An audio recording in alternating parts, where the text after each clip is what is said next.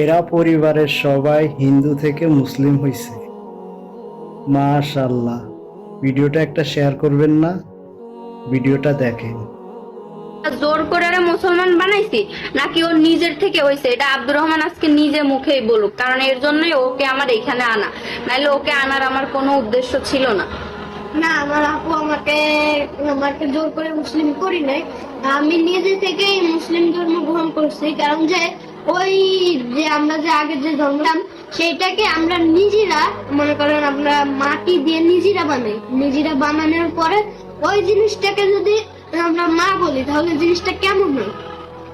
আপনি মনে করেন একটা খেলনা পুতুলের মতনই তো এটা, একটা ওকে যদি আপনি কিছু করেন ওইটার কিন্তু কিছুর ক্ষমতা নেই, যে ওইটা নিজেকে বাঁচানোর কিন্তু ক্ষমতা নেই। এটা ওর নিজের ব্যক্তিগত কথা বলতেছে, আপনারা আবার বললেন না। হ্যাঁ না, আপনারা আবার বললেন না আপনারা কেন আপনারা আমাদের নিয়ে কথা বলেন। আমাদের ব্যক্তিগত কথা বলছি, আমরা কেন দিনের পথে আসছি, কি কারণে আসছি। আমি আমার কথা বলছি, আমি কোনো মাটির জিনিসের সেজদা দিতে রাজি নাই। আমি কোনো